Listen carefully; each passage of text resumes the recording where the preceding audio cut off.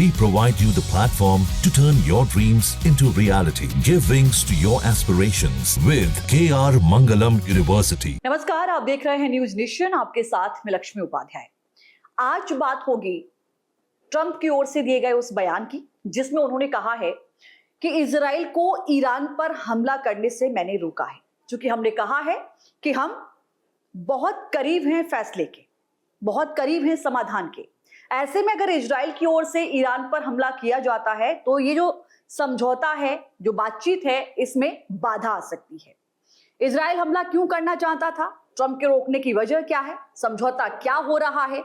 परमाणु कार्यक्रम को लेकर ईरान के लिए ट्रंप पहले भी ये बात कह चुके हैं कि अगर ये समझौता नहीं होता है तो ईरान के परमाणु कार्यक्रम पर हमला होगा और उसका नेतृत्व तो इजराइल करेगा, लेकिन फिलहाल रोक दिया गया है।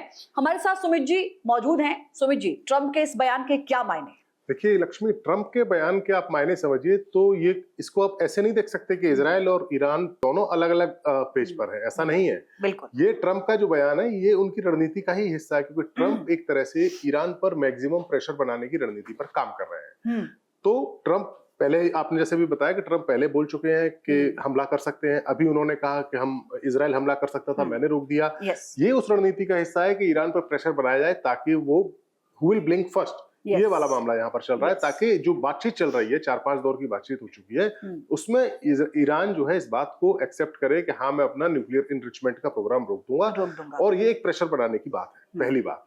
दूसरी बात यह है कि अगर कोई समझौता होता है, जैसे ट्रंप बोल रहे हैं कि हम लोग काफी करीब हैं, और ऐसी खबरें भी आ रही हैं कि टेक्निकल एस्पेक्ट्स पर बातचीत हो रही है। हाँ, कुछ ऐसे प्रतिबंध जो ईरान पर अमेरिका ने लगाए थे, इस समझौते में अमेरिका कह रहा है कि हम उन प्रतिबंधों में से कुछ को हटा भी देंगे अगर आप इस पर सहमत होते हैं कि आप परमाणु कार्यक्रम को आगे नहीं बढ़ाएं। हाँ, लेकिन सवाल यह है कि ईरान किस हद तक जाकर झुकेगा। एक बात यहाँ पर हम थोड़ा सा अपने दर्शकों को याद दिला दें कि ऐसी ही एक डील 2015 में हुई थी जब बराक ओबामा प्रेसिडेंट थे अमेरिका के। उस समय ईरान का जो न्यूक्लियर प्रोग्राम था वो उतना एडवांस नहीं हुआ था, और वो भी यही डील थी कि ईरान अपने इनरिचमेंट को स्लो करेगा, परमाणु बम बनाने की स्टेज पर नहीं पहुंचेगा, और इसके एवज में जो यूएस ने पाबंदियां लगाई हैं, क्योंकि यूएस की पाबंदी का मतलब खाली उसकी पाबंदी नहीं होता है, पूरे उसके जो वेस्टर्न ब्लॉक है सबकी पाबंदियां होती हैं, तो उसको रोक दिया। ये डील हुई थी, लेकिन ट्रंप जब प्रेसिडेंट बने तो उन्होंने उस डील से अमेरिका को पीछे खींच लिया था, वो डील क्रैश कर गई, क्रैश हो गई। अब हालात थोड़े से बदल चुके हैं। अब ईरान थोड़ा सा और करीब पहुंच चुका है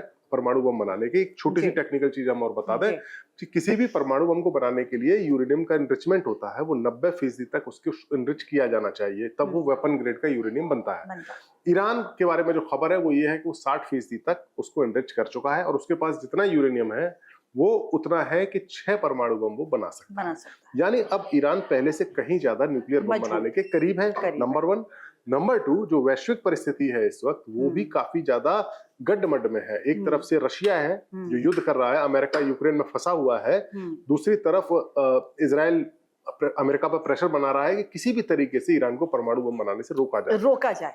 ये तो पूरी स्थिति बहुत कॉम्प्लेक्स हो चुकी है। ऐसे में ईरान क्या इतने परमाणु बम बनाने के करीब आकर पीछे हटेगा? क्योंकि परमाणु बम एक तरीके से लक्ष्मी एक सिक्योरिटी की गारंटी भी होती है। बिल्कुल सही बात है। और जैसे हमने भी देखा है कि जब यूक्रेन के साथ, जब गाजा में, एक और तो रूस और यूक्रेन का युद्ध चल रहा है, लेकिन दूसरी ओर हमने देखा है कि जब गाजा में इजराइल की भिड़ंत हुई है हमास से, तो सीधा ईरान की ओर से जो है वो सपोर्ट दिया गया, चाहे वो हुती विद्रोही हो, चाहे हमास हो, चाहे लेबनान में हमने देखा हो। तो ये बताता है कि अगर ईरान की तरफ से अगर परमाणु कार्यक्रम को पूरा कर लिया जाता है तो आने वाले भविष्य में ये जो इस तरीके के संगठन हैं, इनके लिए भी बहुत ज्यादा सपोर्टिव होगा, और ये बाकी लोगों के लिए, बाकी देशों के लिए, इजराइल के लिए तो खासकर घातक होगा ही। आप इसकी पूरी आप स्थिति को एक बार समझें। मैं कोशिश करूंगा कि संक्षेप में इसको समझा सकूं अपने दर्शकों को। आप इस पूरे इलाके को देखेंगे, मिडिल ईस्ट के इलाके को, तो वहां पर क्लियरली ये बात है कि वहां फिलिस्तीन नाम का एक मुल्क हुआ करता था, जहां पर सेकेंड वर्ल्ड वॉर के बाद इजराइल नाम का मुल्क बना दिया गया आधी से ज्यादा जमीन पर। जो मुस्लिम कंट्रीज है, अरब कंट्रीज है, उनको ये बात नागवार गुजरी, उन्होंने युद्ध लड़े, 3 अरब इजराइल युद्ध हुए, लेकिन इजराइल का सपोर्ट हमेशा अमेरिका और ब्रिटेन ने किया। इजराइल 3 बार जीता। जो पावर बैलेंस है वहां पर मिडिल ईस्ट में, जो पावर बैलेंस है वो डेफिनेटली इजराइल की तरफ टिल्टेड है, क्योंकि उसके साथ अमेरिका है। बाकी जो मुस्लिम कंट्रीज है वहां पर, वो सऊदी अरेबिया है, कुवैत है, या फिर यूएई है या कतर है, ये लोग इजराइल का विरोध करते हैं, फिलिस्तीन का समर्थन करते हैं कौम के नाम पर भी, लेकिन इजराइल से टकराने की हिम्मत नहीं कर पाते हैं। लेकिन इसी इलाके में एक दूसरा मुल्क है ईरान, जो इक्वली पावरफुल, और मुझे लगता है कि इस इलाके में इजराइल के बाद या इजराइल की टक्कर का कोई मुल्क अगर मिलिटरीली है तो वो ईरान है।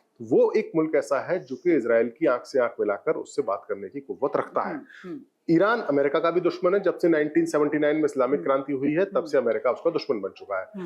इसीलिए ईरान ने अपनी सुरक्षा के लिए ये जो मिलिशियाएं खड़े किए थे, लेबनान में उसने हिजबुल्लाह को मजबूत किया, यमन में उसने हुतियों को मजबूत किया, सीरिया में उसने असद सरकार को मजबूत करने की कोशिश की, इराक में कई सारे मिलिशियाएं जिनको ईरान सपोर्ट करता है, ये सब शिया मिलिशिया है ज्यादातर, लेकिन हमास सुन्नी था, लेकिन हमास को भी ईरान ने सपोर्ट किया। जो अब हमास और इजराइल में जंग हुई या जिसमें गाजा को लेकर जो जंग हुई, उसमें बाकी मुस्लिम देशों ने, सऊदी अरब या जितने भी मैंने नाम लिए, उन्होंने बातें जरूर की, बट केवल वो लिप सर्विस ही थी, फ्रंट फुट पर आकर, क्योंकि हिजबुल्लाह ने साथ के साथ मोर्चा खोला, जैसे आप बता रही थी हुतियों ने मोर्चा खोला, और जब हिजबुल्लाह ने पूरा डेंट सहा, उनके लीडर नसरल्लाह तक की मौत हो गई, तो ईरान सामने आया और उसने इजराइल पर मिसाइल हमला किया। इजराइल की तरफ से भी एयर स्ट्राइक की गई, तो यानी यहाँ टक्कर ईरान और इजराइल की है। ऐसे में अगर ईरान के पास न्यूक्लियर पावर आ जाती है तो बैलेंस बिगड़ जाएगा। ये इजराइल को चिंता है और उसके अस्तित्व पर ही संकट खड़ा हो जाएगा। आपको लगता है कि जिस तरीके से ट्रंप का भरोसा कि हम बातचीत कर रहे हैं, ईरान को पीछे हटने के कितने % चांसेस लगते हैं? जैसा कि आपने बताया कि 60% अगर कोई व्यक्ति आगे बढ़ गया है, 30% की अगर गुंजाइश है, तो क्या आपको लगता है कि किसी भी हद पर जाकर वो उससे बैकफुट पर आ सकता है? नहीं, मुझे नहीं लगता है, क्योंकि देखिए आज की डेट में आप देखिए तो ईरान के दुश्मन बहुत ज्यादा हैं और पावरफुल दुश्मन है, और ईरान के अलाइज भी अब मजबूत है। रशिया के साथ ईरान का बहुत अच्छा गठबंधन है। रशिया यूक्रेन युद्ध में ईरान अपने कई सारे ड्रोन्स रशिया को दे चुका है। इवन रशिया में उसने अपने शाहिद ड्रोन्स की फैक्ट्री बना दी है, और रशिया आज की डेट में डेली 100 से ज्यादा शाहिद ड्रोन्स प्रोड्यूस करते हुए यूक्रेन पर हमला कर रहा है उनसे। तो अब ईरान उतना कमजोर ईरान नहीं रहा है, पहली बात यह है। दूसरी बात, न्यूक्लियर वेपन एक तरह से सुरक्षा की गारंटी है। यूक्रेन के पास भी जब यूएसएसआर टूटा था तब न्यूक्लियर वेपन थे, लेकिन उसने डील के तहत वो वेपन सौंप दिए थे। जब युद्ध शुरू हुआ तो ये बात कही गई कि अगर यूक्रेन के पास न्यूक्लियर वेपन होते तो शायद पुतिन इस लेवल पर हमला नहीं कर पाते। अब ईरान, मुझे लगता है कि अमेरिका पर भरोसा तो दुनिया कोई मुल्क नहीं कर सकता है इस समय। उन्होंने हर जगह धोखा ही दिया अपने अलाइज को, चाहे वियतनाम हो, चाहे अफगानिस्तान हो या जो भी हो। तो उस लिहाज से अगर देखें तो ईरान अपने इनरिचमेंट प्रोग्राम को स्लो कर सकता है। ये कह सकता है कि अगर जरूरत पड़ने पर मैं नहीं बनाऊंगा न्यूक्लियर बम, लेकिन मैं पूरी तरीके से उसके पूरे इंफ्रास्ट्रक्चर को खत्म कर दे, अपने यूरेनियम को कहीं और किसी मुल्क को सौंप दे, जैसा कि इजराइल डिमांड कर रहा है, वो मुझे लगता है मुमकिन नहीं है। अगर ऐसा नहीं हुआ, अगर ईरान की ओर से जारी रखा गया और अगर ट्रंप की वो चेतावनी सही साबित होती है कि भाई अगर आपने समझौता नहीं किया तो आपके न्यूक्लियर कार्यक्रम पर हमला होगा और इजराइल करेगा, ऐसी स्थिति में क्या माना जाए कि अब तक जो वॉर इजराइल गाजा में लड़ रहा था या लेबनान में लड़ रहा था, हुती विद्रोहियों से लड़ रहा था, वो सीधा अब फ्रंट फुट पर ईरान के साथ भी शुरू हो जाएगा? हाँ, इजराइल तो चाहता है कि वो ईरान के साथ युद्ध करे, क्योंकि इजराइल चाहता है कि किसी भी तरीके से वो यूएस को इस जंग में ड्रैग करके लेके आए। हाँ। क्योंकि यूएस शामिल होगा तो फिर जंग आर पार की हो जाएगी। और इजराइल यही चाहता है कि एक बार इजराइल एक ऐसा मुल्क है लक्ष्मी जो जिसका अस्तित्व ही युद्ध पर टिका हुआ है। बिल्कुल सही बात। और वो युद्ध जीतकर ही अगले 10-5 साल 20 साल की शांति एस्टेब्लिश करना चाहता है। चारों तरफ से दुश्मनों से घिरा होने के बावजूद भी अपने अस्तित्व को इस तरीके से बनाए रखना, वो युद्ध के जरिए और अपनी पावर के जरिए और अमेरिका के जरिए। तो ऐसे में जाहिर है कि अगर ट्रंप की बात ईरान नहीं मानता है तो अमेरिका का सपोर्ट तो इजराइल को मिलेगा। शायद इजराइल भी इसी बात के लिए वेट एंड वॉच की स्थिति में है। हाँ, इजराइल तो ये चाह रहा है, लेकिन अमेरिका एक्चुअली में ये नहीं चाह रहा है, क्योंकि अमेरिका के लिए अब ये युद्ध लड़ना ईरान के साथ इतना आसान नहीं होगा जितना आसान अफगानिस्तान को उन्होंने हराया या जितने आसानी से उन्होंने इराक में सद्दाम हुसैन की फौज को हराया था। ईरान बहुत मुश्किल देश है मिलिटरीली, उसको हराना ऐसा मुमकिन नहीं है। और आज की तारीख में जो वैश्विक समीकरण बने हुए हैं उसमें उसको रशिया का भी साथ है। जिस तरीके से रशिया को यूक्रेन युद्ध में फंसाकर यूक्रेन की मदद करके रशिया को फंसाया गया है, बहुत बड़ी संभावना है कि रशिया भी फिर ईरान की मदद करके अमेरिका को इस युद्ध में फंसा दे, चाइना फंसा दे। चाइना और रशिया दोनों के साथ ईरान की दोस्ती है, ब्लॉक बहुत मजबूत बना हुआ है।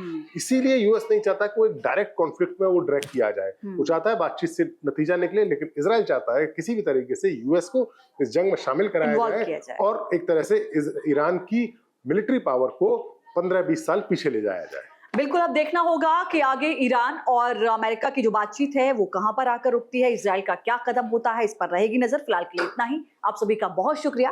नमस्कार। जहां भक्ति है हर शब्द में, कथाओं में छुपे हैं दिव्य रहस्य और ज्योतिष देता है जीवन को दिशा। धर्म से जुड़ी हर बातों को जानने के लिए हमारे चैनल प्रस्तुति को सब्सक्राइब करें। चैनल पर जाने के लिए इस लिंक पर क्लिक करें।